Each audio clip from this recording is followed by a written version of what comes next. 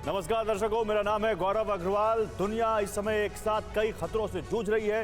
Europe से लेकर अरब तक तनाव बढ़ता जा रहा है। एशिया में भी जंग के लिए नए फ्रंट खुलते दिख रहे हैं, लेकिन सबसे बड़ा खतरा यूरोप में दिख रहा है। रूस और नेटो में परमाणु युद्ध का खतरा बढ़ता जा रहा है।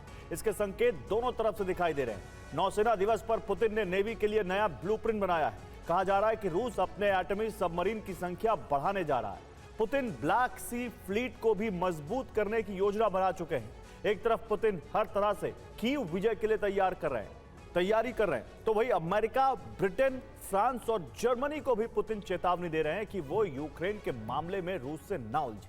लेकिन पुतिन की इन चेतावनियों के बीच रूस को नेटो की तरफ से भी खतरे बढ़ते जा रहे हैं। सवाल है कि क्या ऐसे में दोनों तरफ से एटमी युद्ध का खतरा बढ़ता जा रहा है? क्या अब यूक्रेन वॉर का विस्तार होने जा रहा है? क्या रूस और नेटो के बीच अब सीधा युद्ध होने जा रहा है? यूरोप में परमाणु युद्ध के खतरे के साथ ही हम अरब और दूसरे फ्रंट्स पर बढ़ रहे खतरों पर भी बात करेंगे। इस पर चर्चा के लिए हमारे साथ डिफेंस एक्सपर्ट भी मौजूद हैं। लेकिन उससे पहले आपको जरा 4 तस्वीरें दिखाता हूं। यूरोप से लेकर एशिया तक परमाणु युद्ध का खतरा कैसे बढ़ रहा है आप देखिए। न्यूक्लियर जंग की बड़ी तैयारी में रूस भी है। अमेरिका के नजदीक रूस की न्यूक्लियर सबमरीन तैनात है। फ्लोरिडा तट के नजदीक रूस ने जंगी एक्सरसाइज भी की है।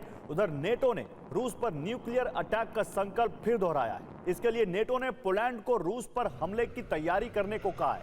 जाहिर है इससे एटमी जंग का खतरा कम होने की बजाय बढ़ेगा, क्योंकि इसी बीच यूक्रेन और रूस के बीच जंग तेज हो गई है। दोनों देशों ने एक दूसरे पर विध्वंसक हमले तेज कर दिए हैं। यूक्रेन में रूस ने एक बार फिर बेतहाशा बारूद बरसाकर ज़ेलेंस्की को चेतावनी दे दी कि नेटो की पूरी मदद के बावजूद यूक्रेन पर रूस के हमले थमने वाले नहीं हैं। तो दूसरी तरफ अरब में भी बड़ी विध्वंसक तैयारियां चल रही हैं। अरब में बड़े उलटफेर की आशंकाएं दिख रही हैं। दावा किया जा रहा है कि ईरान में तख्ता पलट की तैयारी हो रही है। इसकी वजह से ईरान के सुप्रीम लीडर खामनेई भी अलर्ट हो गए। मीडिया रिपोर्ट्स के मुताबिक दावा किया गया है कि ईरान में करीब 50,000 अधिकारी तख्ता पलट की तैयारी कर रहे हैं। 50,000 अधिकारी। रिपोर्ट्स के अनुसार ईरान में तख्ता पलट की तैयारी में इजरायल जुटा हुआ है। दावा यह भी किया जा रहा है कि ईरान पर इजरायल फाइनल अटैक करने वाला था। इसके लिए इजरायल बड़ा प्लान बना चुका था। जाहिर है अगले कुछ घंटों में अरब में भी कुछ बड़ा होने वाला है। और इसीलिए अब देखिए 6 बड़ी वैश्विक चिंताएं हैं जिन पर हम बात करेंगे। और वो चिंताएं क्या है? इन 6 बड़ी वैश्विक चिंताओं को आप देखेंगे तो समझ में आएगा आपको कि कैसे पूरी दुनिया अब इस युद्ध के इस माहौल की चपेट में आ सकती है, चाहे वो डायरेक्ट वॉर में आ रहे हो या ना आ रहे हो। सबसे पहला जो तनाव है वो है अमेरिका और रूस के बीच। यूएस के पास रूस की न्यूक्लियर सबमरीन पहुंच चुकी है। दूसरा, रूस वर्सेस नेटो, ये बहुत बड़ा तनाव बन सकता है। पोलैंड को चेतावनी, रूस पर हमले की तैयारी। तीसरा, यूक्रेन वर्सेस रूस तो चल ही रहा है। यूक्रेन में रूस लगातार विध्वंसक हमले कर रहा है। चौथा जो एक फ्रंट हो सकता है वो है चीन वर्सेस अमेरिका। अमेरिका पर हमले की ड्रिल। पांचवा, मिडिल ईस्ट, ईरान में तख्ता पलट की तैयारी, जिसके बारे में मैंने अभी आपको बताया। और ईरान में क्या हुआ पिछले दिनों हम सब जानते हैं और अभी भी वो सुलग ही रहा है। और एक छठा फ्रंट जो एशिया में खुला, थाईलैंड वर्सेस कंबोडिया। दोनों देशों के तनाव में ट्रंप की एंट्री हो चुकी है। चीन भी लगातार इसमें जुड़ा हुआ है। तो ये सारी चिंताएं हैं जिनके बारे में हम आगे जिक्र करेंगे। लेकिन बाल्टिक सागर से प्रशांत सागर तक युद्धाभ्यास की तस्वीर आई है। रूस की नेवी कर रही है युद्धाभ्यास। रूस का जापान सी में लाइव फायर अभ्यास। बाल्टिक फ्लीट का मिसाइल अभ्यास जारी है। कैस्पियन फ्लीट कर रही है आर्टिलरी का अभ्यास।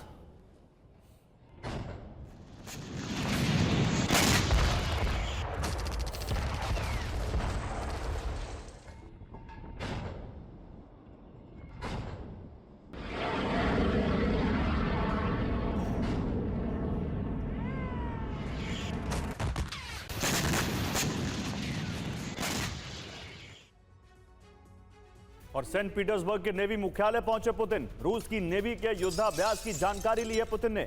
रूस की नेवी का जुलाई स्टॉर्म एक्सरसाइज चल रहा है। वार्षिक नौसेना परेड रद्द करने की भी खबरें हैं।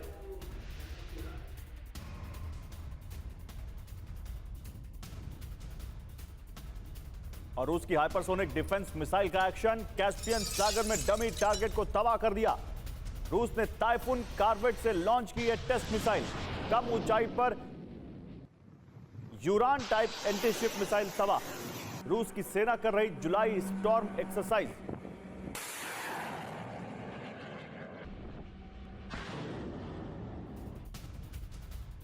और न्यूक्लियर जंग की बड़ी तैयारी में है रूस।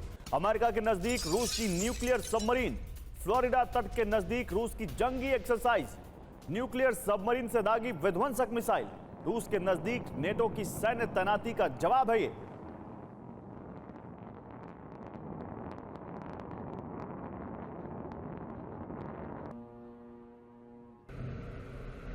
तो क्या रूस किसी न्यूक्लियर जंग की तैयारी में है? आखिर रूस क्या मैसेज देना चाह रहा है फ्लोरिडा के इतने नजदीक जाकर? अमेरिका के नजदीक न्यूक्लियर सबमरीन होने से हड़कंप।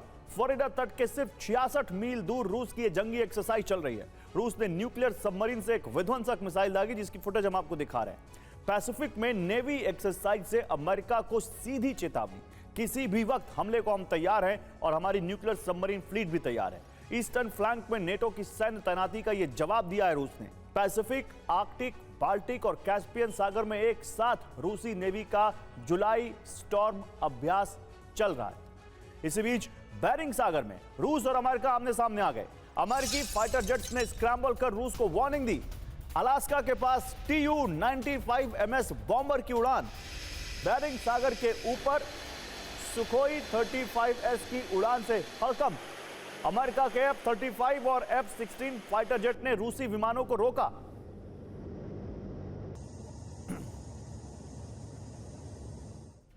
तो रूसी बॉम्बर एक्शन में है और अमेरिका हाई अलर्ट है। देखिए, बेरिंग सागर में रूस और अमेरिका आमने सामने आ गए। अमेरिका के अलास्का के नजदीक Tu-95MS बॉम्बर की उड़ान। बेरिंग सागर के ऊपर सुखोई 35S और सुखोई 30SM के होने से हड़कंप मच गया। अमेरिकी फाइटर जेट्स ने स्क्रैम्बल कर रूस को वार्निंग दी। अमेरिका के F-35 और F-16 फाइटर जेट्स ने रूसी विमानों को रोका। उत्तरी अमेरिकी एरोस्पेस रक्षा कमान ने एक्शन लिया। बेरिंग सागर और पैसिफिक में अमेरिकी एयर डिफेंस और रडार सिस्टम एक्टिव हो गए। यूक्रेन मिलिट्री न्यूज से जो हमें जानकारी मिल रही है उसके मुताबिक डिटेल्स हम आपको पहुंचा रहे हैं। हमारे साथ इस पर बात करने के लिए मेजर जनरल ब्रजेश कुमार हैं रक्षा विशेषज्ञ के तौर पर, और प्रोफेसर अमिताभ सिंह हैं विदेश मामलों के जानकार के तौर पर। आप दोनों का स्वागत है। जनरल ब्रजेश कुमार, ये क्या हो रहा है? क्या वाकई हम ऐसा कुछ देख सकते हैं? फ्लोरिडा के तट के नजदीक रूस और यहाँ बेरिंग सी में तो बिल्कुल आमने सामने अमेरिका और रूस। गौरव, ये जो लड़ाई छिड़ रही है 3.5 वर्षों से ऊपर में, तो ज़्यादातर फोकस रहा है एयरफोर्स का और आर्मी का, आर्म फोर्सेस में, इंटेलिजेंस एजेंसीज के अलावा, बिटवीन रशिया और यूक्रेन। हालांकि यूक्रेन के साथ लड़ रहा था, लेकिन पूरी सामग्री और सहायता इनको नेटो और अमेरिका से मिल रही है। 3.5 साल के बाद में ये लगता है रशिया को कि अभी तक जिन कारणों से वो यूक्रेन में गया था उसका आंसर उसे नहीं मिल पाया है। और दूसरी बात, उसके पास बहुत तगड़ी नेवी है, क्योंकि उसके थ्रेट परसेप्शन उस तरह से हैं। तो उसकी एक बहुत बड़ी एक्सरसाइज चल रही है, ऑपरेशन जुलाई स्टॉर्म करके। उसके बारे में इस तरह की कहानी है कि देखिए, आर्कटिक जो फ्लीट उसकी है नॉर्दर्न एरियाज में, या पैसिफिक फ्लीट है नॉर्थ ईस्ट में, वो जाड़े के मौसम में, सर्दियों में वो काम नहीं कर सकती है, बिकॉज वो एरिया फ्रोजन सा रहता है। तो बच गया बाल्टिक सी, जहां उसकी बाल्टिक फ्लीट है, और ब्लैक सी की फ्लीट तो उसको काफ़ी तबाह हो गई है, वो यूक्रेनियों ने करके रखी थी। और एक फ्लोटिला पड़ा है कैस्पियन सी में। तो कहानी ये है कि करीब 15,000 सैनिक, 150 विमान, पोत, युद्धपोत, और करीब 120 हवाई जहाज के साथ में ये पूरी मोबिलाइजेशन एक्सरसाइज की कर रहे हैं पुतिन अपनी नेवी की, जो बहुत बड़ी है। विश्व के स्तर में देखेंगे तो तीसरी नंबर पे आती है। हालांकि अमेरिका से तुलना करें तो काफी छोटी है उस कुछ मामले में, खासकर एयरक्राफ्ट कैरियर के मामले। लेकिन काम की जगह यह है बाल्टिक सी।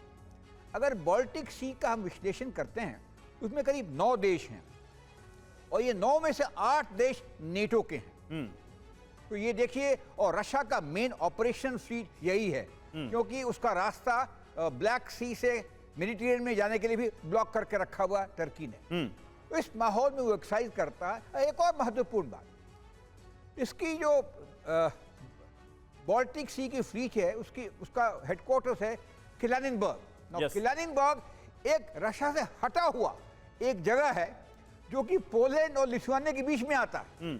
तो इनकी संकट और बढ़ जाती है, और खास करके पीस टाइम में ठीक है सर। जब हम इलेक्ट्रॉनिक सर्वेलेंस मेजर से एक दूसरे को नापते हैं तो सब कुछ रशिया के अगेंस्ट चलता है। तो उसकी ये प्रोएक्टिव चीज है, एक्सरसाइज है, और मैं ये नहीं मानता कि इसमें कोई खास और चीजें हैं। ठीक है, लेकिन इसी में देखिए और भी कुछ बड़ी खबरें आ रही हैं रूस से जुड़ी हुई। केवल अमेरिका के साथ ही नहीं तनाव है, अब एक बड़ी खबर और आ रही है, यूरोप पर बड़ा हमला कर सकता है रूस।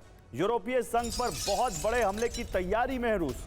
2027 की शुरुआत में रूस यूरोप पर हमला कर सकता है। नेटो ने रूसी हमले पर पोलैंड को आगाह भी किया है। पोलैंड के पीएम डोनाल्ड टस्क का बहुत बड़ा दावा।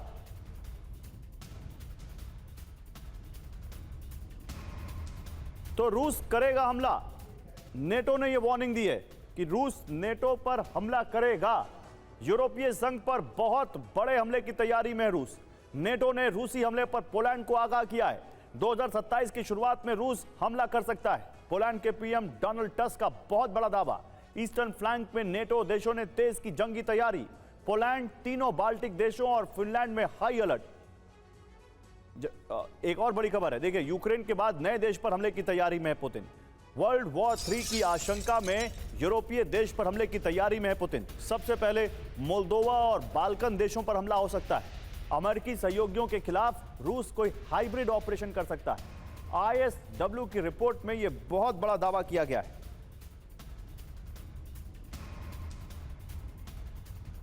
तो नए देश पर हमले की तैयारी में रूस, तो क्या वो अमेरिका और यूरोप से अलग होगा? वर्ल्ड वॉर 3 की आशंका में यूरोपीय देश पर हमले की तैयारी। यूक्रेन के बाद मोल्दोवा पर हो सकता है रूस का हमला। रोमानिया, बुल्गारिया जैसे बाल्कन देश रूस के टारगेट पर। लिथुआनिया, एस्टोनिया और लातविया पर हो सकता है हमला। सुरक्षा के लिए खतरा बताकर संभावित हमला। यूरोप के अमेरिकी सहयोगियों के खिलाफ रूस का हाइब्रिड ऑपरेशन। अमेरिका ने 10 यूरोपीय देशों को जारी किया साइबर सुरक्षा अलर्ट। ये क्या हो रहा है अमिताभ जी? एक तरफ रूस और अमेरिका आमने सामने इतने तनाव भरे माहौल में, फिर आप अमेरिका के पास चले जाते हैं। अब एक रिपोर्ट ये कह रही है कि भाई कोई और देश है जिस पर रूस हमला कर सकता है। उधर नेटो कह रहा है कि रूस हम पर हमला करेगा। हो क्या रहा है? देखिए, जितने भी 1991 के बाद जो राज्य स्वतंत्र हुए हैं सोवियत संघ से, उनके प्रभाव से, उन सबको ये डर लगता है कहीं वो सोवियत संघ रूस के फॉर्म में वापस ना आ जाए। तो अगर ऐसा होता है, और पोलैंड इसके लिए सबसे ज्यादा मुखर है, क्योंकि पोलैंड को सबसे ज्यादा डर है, क्योंकि उसके लगभग बॉर्डर्स उससे मिलते हैं। कालिनिनग्राद का बॉर्डर्स उससे मिलता है, बाल्टिक सी फ्लीट जहां पे है। तो इस तरह से पोलैंड और मोल्दोवा ये दो राज्य हैं जो अपने आप को मानते हैं कि वो अलग हुए थे, लेकिन अभी भी उनकी रूस की नज़र उस पर है। ऐसा बिल्कुल भी नहीं है। और नेटो, लेकिन ट्रस्ट डेफिशिएंसी तो है ही।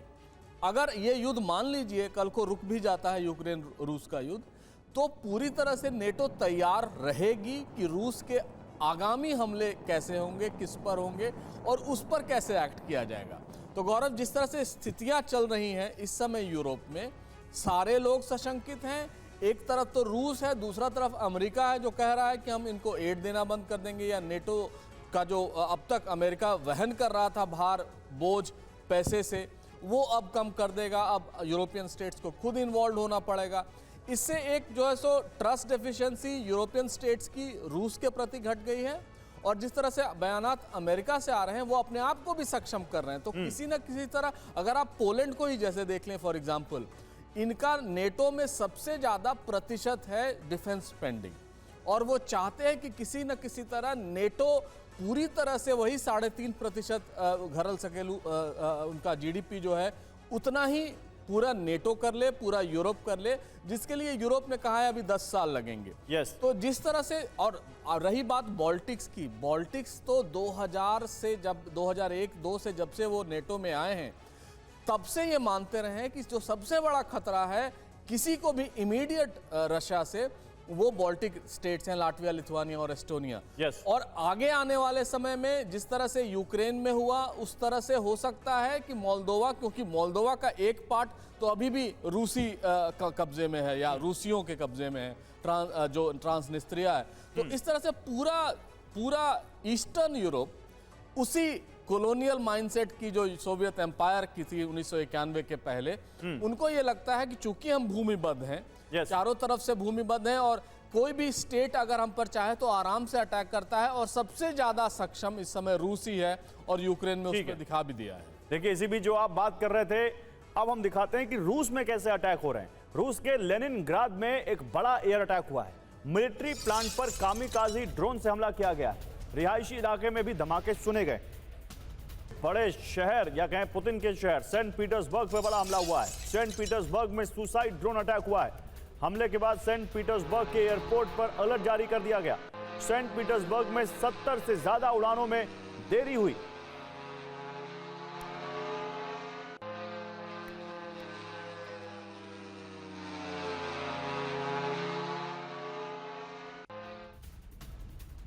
और सूमी में रूस का विध्वंसक ड्रोन हमला। सूमी के सैन्य मुख्यालय को दहला दिया। गिरान 2 ड्रोन से यूक्रेनी ठिकाने को टारगेट किया रूस ने। धमाकों में यूक्रेनी सेना को बड़े नुकसान का दावा।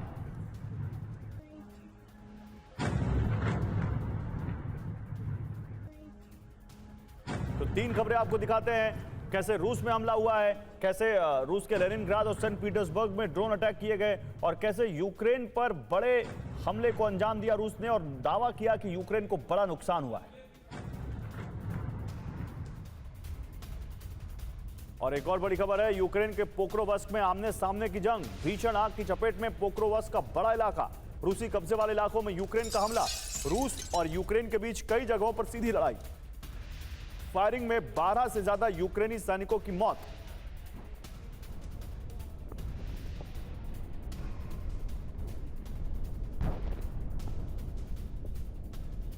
जनरल ब्रजेश कुमार, ये जो रूस में अटैक्स हो रहे हैं या जो यूक्रेन में ये बात हो रही है, क्योंकि देखिए अब बात यहां तक होने लगी कि कुछ दिन में सर्दियां बढ़ जाएंगी तो ये अटैक और बढ़ जाएंगे, ताकि सर्दियों में जब अटैक करने मुश्किल हो उससे पहले रूस अपनी नेगोशिएशन पावर को और मजबूत कर ले। क्या उसी के तहत इन अटैक्स को देखें? जी हाँ, देखिए 2 चीज़ें हो रखी हैं ना। तो पता है कि जाड़े में तो लड़ाइयाँ कम होती हैं और प्रगति भी फौज की कम होती है जब इन्फेंट्री एक दूसरे के साथ लड़ाई करती है या टैंक लड़ाई करते हैं तो। फिलहाल जो चढ़ाई चल रही है ये सबको मालूम है कि सीज फायर होना है, क्योंकि क्षमता दोनों देशों में दोनों तरफ से कम हो गई है। सैनिक ही नहीं मिल रहे हैं। अगर हम देखते हैं तो रशिया को नॉर्थ कोरियन ट्रूप्स का इस्तेमाल करना पड़ रहा है और रशिया को आर्टिलरी शेल्स के लिए क्योंकि भारी मात्रा में भी वहाँ से इस्तेमाल करना पड़ रहा है। यूक्रेन में भी चूँकि आबादी थोड़ी कम है तो जो नवयुवक हैं जो लड़ाई में हिस्सा ले सकते हैं उनकी भी भारी कमी आ रखी है, उसके रिसोर्सेज और भी कम है। तो इस माहौल में तो सीज फायर तो होना ही है। अब कब हो ये नहीं पता, लेकिन उसके पहले जो जॉकिंग फॉर पोजीशन कहते हैं, थोड़ी बहुत बढ़त जितनी मिल जाए वो अच्छी रहती है, क्योंकि वो बार्गेनिंग के लिए या डिप्लोमेटिकली बातचीत करने में काम आती है। तो जो हम लड़ाई देख रहे हैं ये एक्चुअली छोटी मोटी लड़ाई है, स्कर्मिशेस हैं छोटे छोटे लेवल पे, मगर ज़्यादातर जो हमले हो रहे हैं वो यूएवी के जरिए ड्रोन्स के जरिए, हवाई हमले के जरिए, खासकर ड्रोन्स, बिकॉज ड्रोन्स एक लो कॉस्ट ऑप्शन है। कम समय कम पैसे में इसका ज़्यादा प्रभाव हो सकता है। अभी देखा गया कि कल परसों जो बहुत तगड़ा इनिशिएटिव यूक्रेन ने लिया था, वोल्गोग्राड वगैरह में उन्होंने ड्रोन फायर किया और ड्रोन के जो विध्वंस होकर के उनकी पावर सिचुएशन खराब हो गई। क्या इसी तरीके से और डेप्थ में हमला किया है, तो वो तो चल रहा है और रशिया ने भी अपनी पकड़ जमीन पर मजबूत करने की ठानी हुई। तो धीरे धीरे करके 1 गांव 2 गांव 1-2 किलोमीटर बढ़ने की कोशिश कर रहे हैं। जी बिल्कुल, वैसे जॉकिंग फॉर पोजीशन है। देखिए होता है क्या, क्योंकि अभी जो वार्निंग दे रखी थी, खैर वार्निंग तो पहले भी दे चुके हैं ट्रंप साहब ने 50 दिन का, कि उसके बाद हम सैंक्शन लगाएंगे। उसके ऊपर रशिया क्या सोचता है, क्या निर्णय लेता है, क्या एक्शन लेता है, थोड़ा समय बताएगा। लेकिन हम लोग को अभी इस तरह से चीजें मेरे ख्याल है चल के आप ड्रोन की बात कर रहे थे, ड्रोन से जुड़ी अगली खबर आ गई। रूस पर यूक्रेन का स्वॉर्म ड्रोन अटैक। वोल्गोग्राद में यूक्रेन का ड्रोन से हमला। हमले में रेलवे सब स्टेशन को भारी नुकसान पहुंचा। हमले से वोल्गोग्राद में रेलवे पावर सप्लाई बंद हो गई। और रूस के एक और एयरफील्ड पर बड़ा हमला। क्रास्नोदार में अर्माविर एयरबेस पर हमला। यूक्रेनी हमले में सुखोई 27 फाइटर जेट तबाह। अब तक रूस के 34% मिसाइल कैरियर तबाह करने का यूक्रेन ने दावा किया है।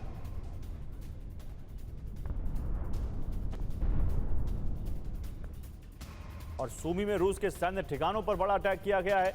रूस के सैन्य ठिकानों पर रूस की राइफल रेजिमेंट पर ड्रोन से हमला किया गया है। रूस की आर्टिलरी पोजीशन पर हाइमार्स से अटैक। ओक्सीव का इलाके में बड़ी कामयाबी का यूक्रेनी दावा। तभी कह रहे थे जनरल ब्रजेश कुमार की क्या नेगोशिएशन से पहले, सीज फायर से पहले यहां अपनी पोजीशन को मजबूत करने की चाहत में यूक्रेन भी है? देखिए, इस समय जो आप देख रहे हैं गौरव, वो हाई ऑप्टिक अटैक्स हो रहे हैं। Okay. Massive casualty civilian areas में किया जाए, जिससे एक भय का माहौल बना रहेगा। जिस तरह से अगर लोगों का दबाव पड़ेगा पॉलिटिकल लीडरशिप पे, तो वो शायद नेगोशिएटिंग टेबल पे आए। वही इसका इंटेंशन है, high intensity UAV attacks on nuclear installations, air force installation और सिविलियन इंस्टॉलेशन। Yes. अगर ये संभव हुआ तो अच्छा है, नहीं तो आप दूसरा अगर देखें, यूक्रेन इस समय अपनी भूमि को वापस लेने की कोशिश नहीं कर रहा है। जैसा मेजर जनरल ने भी कहा कि जो उनकी सैनिक हैं उनके नंबर घटते जा रहे हैं, डेली उनके लोग मारे जा रहे हैं। और अब तो ये स्थिति हो गई है कि पेंटर, कारपेंटर, जो घरों में काम करने वाले हैं, प्लम्बर, उनको जबरदस्ती उतारा जा रहा है बैटलफील्ड पे, और जो भी इसमें से पढ़ा लिखा है वो ड्रोन ऑपरेटर बनता है। यानी एक सीवियर क्राइसिस है। रूस इस समय सूमी के इलाके में, खासकर पोक्रोव्स्क में बहुत आगे बढ़ चुकी है और वो कैप्चर भी करने की स्थिति में है। यानी रूस का जो ओरिजिनल इंटेंशन था कि ये सारी भूमि जो एडजॉइनिंग है, जिसको बफर रीजन बनाना है, उसको हम कैप्चर करके अपने में मिला लेंगे। और आने वाले दिन में अगर नेगोशिएशंस हुए तो जो उनके ओरिजिनल प्लान था कि यूक्रेन नेटो नहीं ज्वाइन करेगा, उसको विदेशी असले नहीं मिलेंगे, ये सारी चीज़ें जो हैं उस पर वो बातचीत कर सकेगा। लेकिन यूक्रेन इस समय जानता है कि वो अपनी खोई हुई भूमि को बल के हिसाब से वो वापस नहीं ले सकता है, इसीलिए इस तरह के हाई ऑप्टिक अटैक्स कर रहा है, जिसको रूस कहता है ये टेररिस्ट अटैक है। तो इस तरह से आगे बढ़ने की कोई उनकी मंशा नहीं। और रही बात ट्रंप साहब के 50 दिन की डेडलाइन की, वो बहुत बड़ा, वो बहुत क्रूशियल होगा। क्रूशियल इस सेंस में भी होगा कि किस तरह से रूस रिएक्ट करता है, किस तरह से भारत, चीन, तुर्की रिएक्ट करते हैं, और क्या वो 50 दिन जो हमने देखा है ट्रंप साहब का, वो डेडलाइन हमेशा बढ़ता रहता है, कहीं वो 50 दिन 100 दिन ना हो जाए। तो ये सारी चीजें होंगी। लेकिन हम ये मान के चल रहे हैं कि अक्टूबर के पहले कुछ एक डिसाइसिव होगा, या जिसको कहें या जय या क्षय, जो भी होगा वो होगा। अक्टूबर के पहले जय या क्षय, कुछ डिसाइसिव होगा, ये आपकी लाइन है। देखिए, इसी बीच एक और बड़ी खबर है, यूक्रेन का मिग-29 फाइटर जेट से हमला, रूस के सैन्य ठिकानों पर भीषण बमबारी, फ्रांस से मिले आस्म हैमर गाइडेड बॉम्ब से हमला, दक्षिणी रूस में सैन्य कमांड पोस्ट तबाह किया।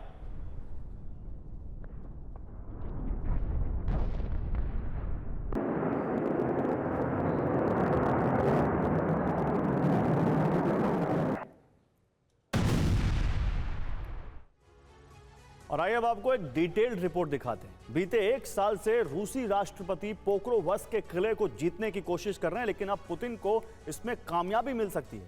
रूसी कमांडर्स की रणनीति से पोक्रोवस्क की फ्रंटलाइन कमजोर पड़ रही है। सिर्फ इतना ही नहीं, बीते 4 दिनों से कीव से लेकर ओडेसा तक जेलेंस्की के खिलाफ प्रदर्शन जारी हैं। कुछ रिपोर्ट्स में दावा है कि इसके पीछे भी रूस का हाथ है। सवाल है कि क्या जेलेंस्की शासन का अंत करीब है? ये रिपोर्ट देखिए। जंग का मैदान हो या फिर राजनीति, जेलेंस्की हर मोर्चे पर फंसते जा रहे हैं। न सिर्फ जंग के मोर्चे पर जेलेंस्की कमजोर पड़ रहे हैं, बल्कि डर है उनके सत्ता से बेदखल होने का। दरअसल एक तरफ बेहद अहम पोक्रोवस्क के मोर्चे पर यूक्रेन सेना कमजोर हो रही है, तो दूसरी तरफ यूक्रेन में जेलेंस्की के खिलाफ प्रदर्शन जारी है, और इन सब के पीछे है पुतिन की व्यूह रचना। बीते साल जुलाई में रूस ने पोक्रोवस्क फतेह के लिए जंग शुरू की थी। तभी से सैकड़ों रूसी टैंक और हजारों सैनिक पोक्रोवस्क शहर पर कब्जे की कोशिश कर रहे हैं।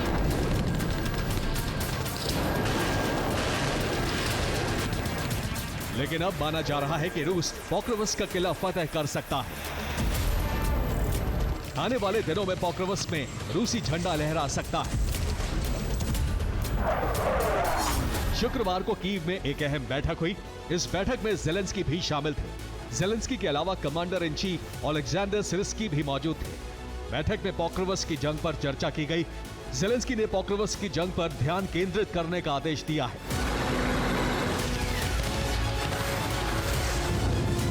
इस बैठक की वजह पोक्रोवस्क में खत्म होती यूक्रेनी सैनिकों की रसद और टुकड़ियां हैं, जिसकी वजह से यूक्रेन के लिए फ्रंट लाइन पर टिकना बेहद मुश्किल है।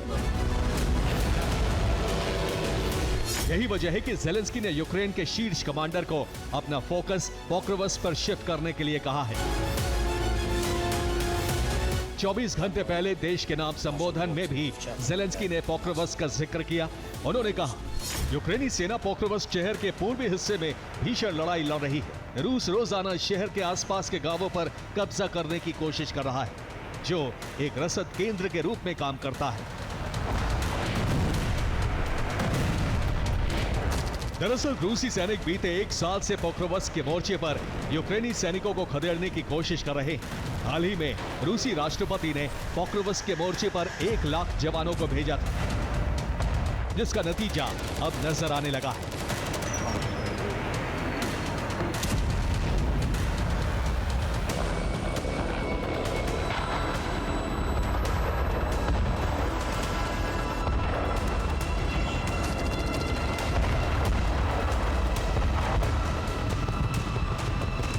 अब रूस ने पोक्रोवस्क पर बड़े हमले शुरू कर दिए हैं। ये पूर्वी पोक्रोवस्क का वीडियो है, जहां रूसी सेना ने यूक्रेनी सैन्य ठिकानों को रॉकेट लॉन्चर से हमला कर ध्वस्त कर दिया।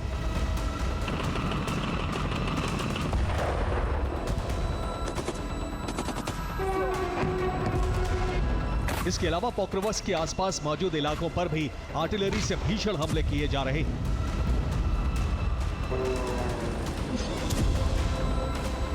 एक तरफ पोक्रोवस्क के मोर्चे पर जेलेंस्की की रणनीति फेल हो रही है, तो दूसरी तरफ यूक्रेनी राष्ट्रपति अपने देश में ही घिरते जा रहे हैं। बीते 4 दिनों से यूक्रेन में जेलेंस्की के खिलाफ लगातार प्रदर्शन जारी है।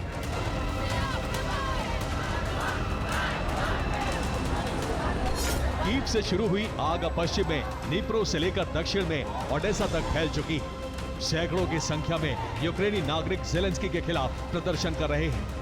हाथ में तख्ती लेकर जेलेंस्की के फैसलों और उनकी नीतियों का विरोध हो रहा है।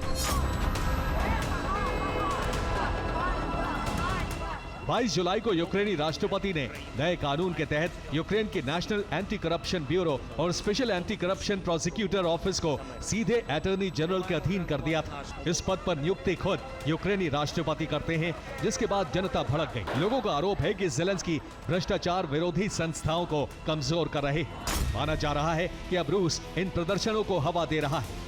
रूस की सीक्रेट एजेंसियां यूक्रेन में विद्रोह को भड़का रही हैं। रूसी एजेंसी प्रदर्शनों के लिए फंडिंग कर रही है। रूस की कोशिश यूक्रेन में जनता को भड़काकर तख्ता पलट करवाने की है। यही वजह है कि रूस लगातार पुतिन और जेलेंस्की की मुलाकात की तारीख तय करने से बच रहा है, ताकि उसे यूक्रेन में तख्ता पलट और नए इलाकों पर कब्जे के लिए और वक्त मिल सके।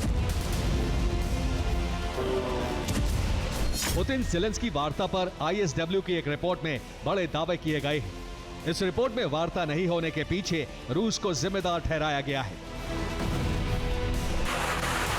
रिपोर्ट के मुताबिक अमेरिका लगातार पुतिन जेलेंस्की के बीच सीधी वार्ता की कोशिश कर रहा है, लेकिन रूस जेलेंस्की पुतिन वार्ता की तारीख को लंबा खींचना चाहता है। वो बार बार वार्ता की कोशिशों को स्थगित कर रहा है।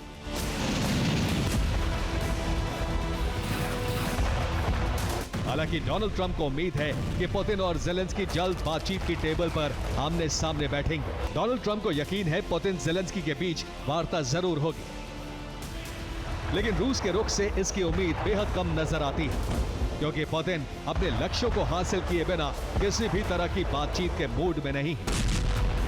Bureau report, TV9 Bharat.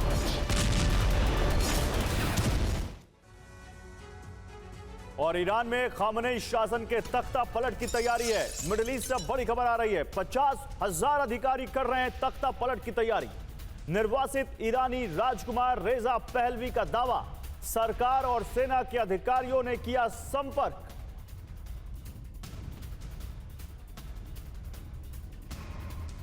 तो क्या ईरान में वाकई तख्ता पलट की तैयारी चल रही है? खामनेई शासन को हटाना चाहते हैं कई सत्ता पक्ष के अधिकारी, ये रिपोर्ट कहती है। सेना के अधिकारियों में भी खामनेई शासन को लेकर विरोध है। 50,000 अधिकारी छोटा नंबर नहीं है। ये अगर तख्ता पलट की तैयारी कर रहे हैं तब तो बहुत बड़ी बात है। ईरान के निर्वासित राजकुमार रेजा पहलवी ने यह दावा किया है। ईरान की सेना, अर्धसैनिक और सुरक्षा बल के लोग उनके संपर्क में हैं, ये भी पहलवी ने दावा किया है। इसी से जुड़ी एक और बड़ी खबर, ईरान में तख्ता पलट की तैयारी में है इजराइल। ये एक रिपोर्ट कह रही है ईरान में शासन की परिवर्तन की योजना बना रहा है इजराइल। खामनेई शासन को खत्म करने की भी तैयारी। वॉशिंगटन पोस्ट की रिपोर्ट में यह सनसनीखेज दावा किया गया है। ईरान पर फाइनल अटैक करने वाला था इजराइल। तो ईरान पर क्या वाकई फाइनल अटैक होने वाला था? इजराइल ने ईरान पर बड़े हमले की तैयारी की थी। ईरान में सत्ता परिवर्तन वाले हमले की तैयारी थी। इजराइल ने शासन परिवर्तन की योजना तैयार की थी। हमले से ठीक पहले ट्रंप ने सीज फायर की घोषणा कर दी, है रिपोर्ट कह रही है। खामनेई शासन पर हमले में अमेरिकी अधिकारी भी शामिल थे। द वॉशिंगटन पोस्ट की रिपोर्ट में यह सनसनीखेज दावा किया गया है।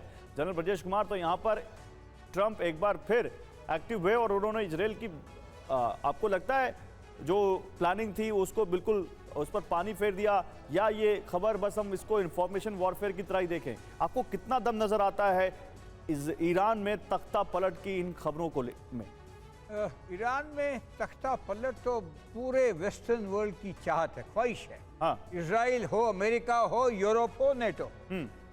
और दूसरी ये बात है कि कोई भी देश जो कि सेंट्रलाइज कंडीशन से जिसका रूल होता रहता है, जैसे खमैनी साहब का 1979 से आसपास उनकी पकड़ बहुत मजबूत है।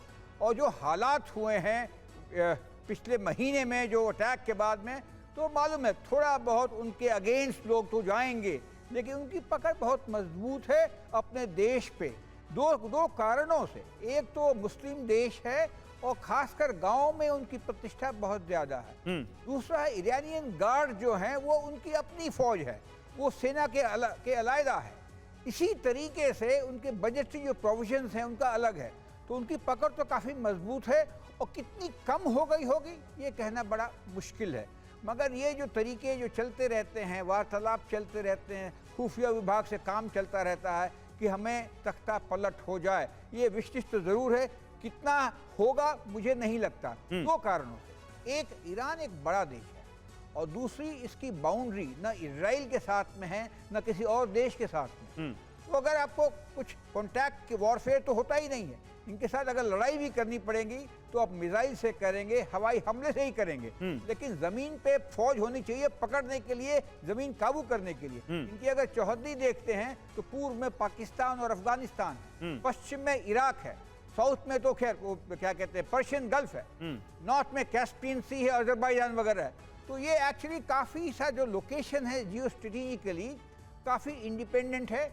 तो उसको अगर वहाँ तख्ता पलट करना होगा तो जब तक कि लोगों की मर्जी नहीं होती है, लोगों की राय नहीं बनती है, उतना ही मुश्किल है, ये मेरा मानना है। ठीक है, देखिए इसी बीच एक और बड़ी खबर है। मोसाद ने खामनेई पर गंभीर आरोप लगाया है।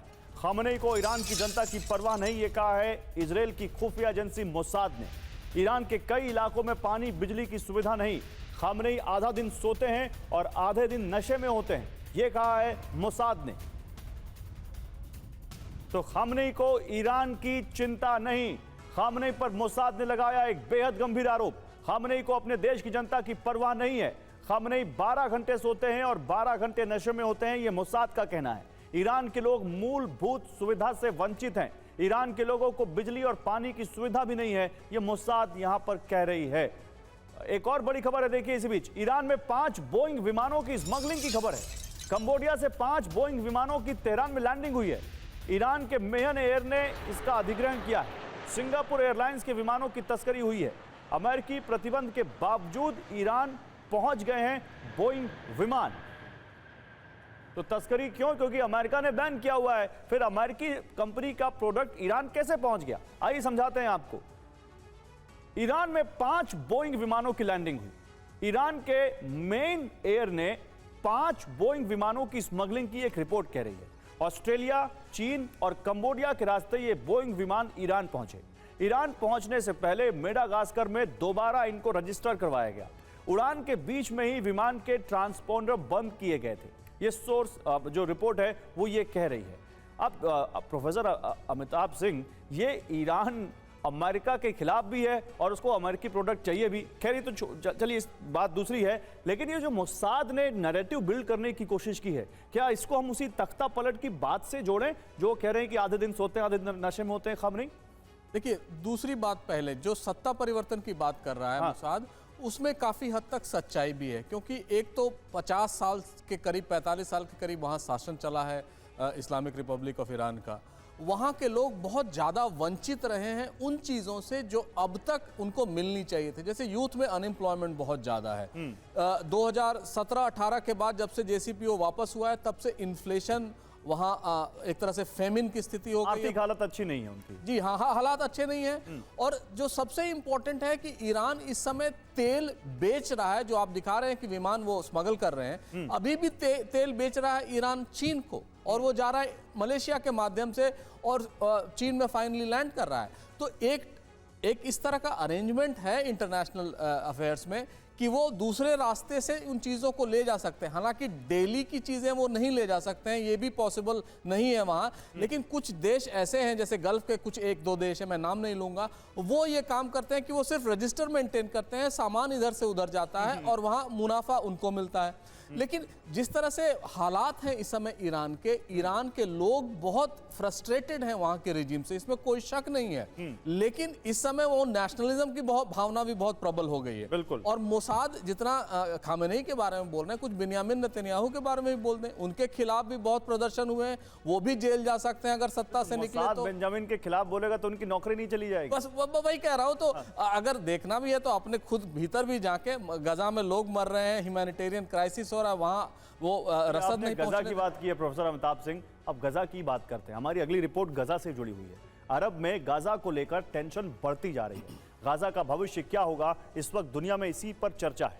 अमेरिका के करीबी दो देश फ्रांस और ब्रिटेन फिलिस्तीन को मान्यता देने के पक्ष में हैं, लेकिन ट्रंप और नेतन्याहू इसके खिलाफ हैं। ट्रंप ने तो यहां तक ऐलान कर दिया है कि हमास सीज फायर नहीं चाहता, इसलिए उसका अंत बहुत निकट है। इस बीच गाजा में इजरायल ने हमास के खिलाफ अपना नया प्रॉक्सी खड़ा कर दिया है। तो क्या युद्ध विराम के बाद गाजा की सत्ता नेतन्याहू अपने प्रॉक्सी संगठन को सौंप देंगे?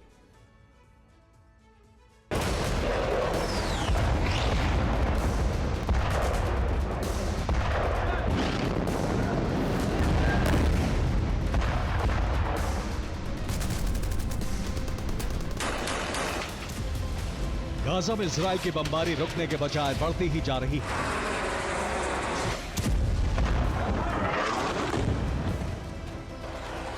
गाजा में हर बीतते दिन के साथ विनाश का क्षेत्रफल बढ़ता ही जा रहा है।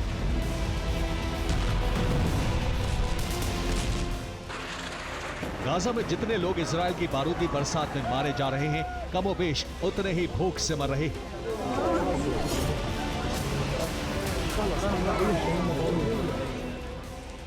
गाजा में जो लोग इजरायल के हमलों में बच गए, उन्हें अब भूख मारने पर आमादा है।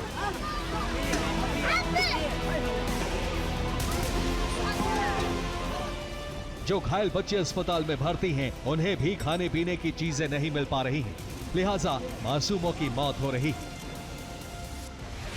जिस वक्त गाजा में जबरदस्त बमबारी हो रही है, जिस वक्त लोग भूख से मर रहे हैं, उस वक्त फिलिस्तीन को लेकर इजरायल, अमेरिका और फ्रांस, ब्रिटेन आमने सामने आ गए। फ्रांस की तरह ही अब ब्रिटेन भी फिलिस्तीन को मान्यता देने पर विचार कर रहा है। ब्रिटेन के 200 सांसदों ने ब्रिटिश पीएम कीर स्टारमर को चिट्ठी लिखकर फिलिस्तीन देश को मान्यता देने की मांग की है। इसके बाद स्टारमर ने कहा कि फिलिस्तीन को मान्यता देना शांति की तरफ पहला कदम होगा।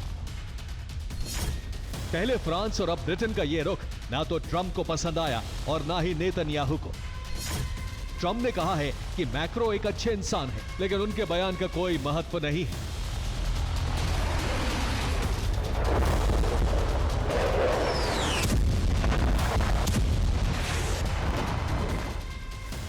उधर इजरायल के विपक्षी नेता बेनी गैंट्स ने कहा है कि फिलिस्तीन का अस्तित्व नहीं रहेगा, इजरायल जो चाहेगा वो करेगा।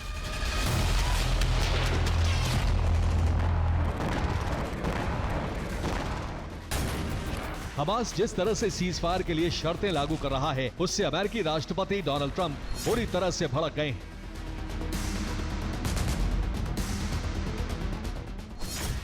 ट्रंप ने कहा है कि हमास डील नहीं करना चाहता, हमास के लोग मरना चाहते हैं।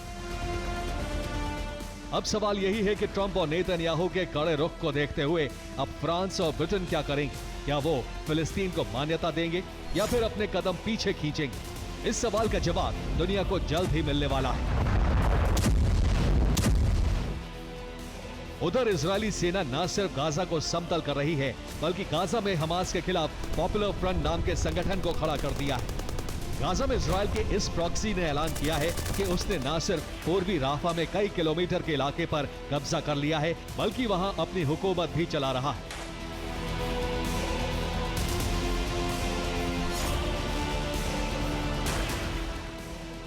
गाजा में नरसंहार से भड़के हूती ने इजराइल को एक बार फिर से दहलाना शुरू कर दिया है। हूती ने इजराइल में फिलिस्तीन 2 हाइपरसोनिक मिसाइल से हमला किया। हूती का दावा है कि उसने ड्रोन हमला कर इजरायली सेना के 3 ठिकानों को बर्बाद कर दिया।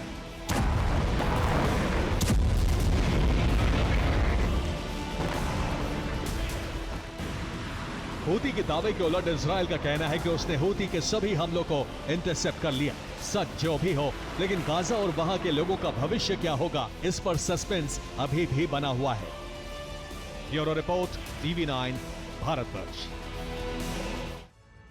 और अब बात चीन की करते हैं। हमने वैश्विक चिंताओं में चीन की बात भी की थी। चीन कर रहा है बड़े युद्ध की तैयारी। चीन ने शक्तिशाली बंकर बस्टर बॉम्ब बनाया है।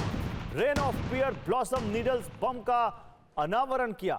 अमेरिका के मोब से भी खतरनाक बॉम्ब बनाने का दावा है चीन का। उधर अमेरिका के खिलाफ चीन की बड़ी तैयारी। अमेरिकी विमान वाहक पोत पर हमले का युद्धाभ्यास किया है चीन ने। डमी अमेरिकी नौसेना बेड़ा बनाकर चीन ने हमला किया। सैटेलाइट तस्वीरों से हुआ चीन की साजिश का खुलासा। और अमेरिका भी पीछे नहीं है। अमेरिका कर रहा है एक न्यूक्लियर जंग की तैयारी। पैसिफिक में अमेरिका की न्यूक्लियर सबमरीन गुआम बेस पहुंची अमेरिका की परमाणु पनडुब्बी। चीन से बढ़ते खतरे के बीच अमेरिका ने तैनाती बढ़ाई है। गुआम में एयरक्राफ्ट कैरियर और मिसाइल सिस्टम भी तैनात है।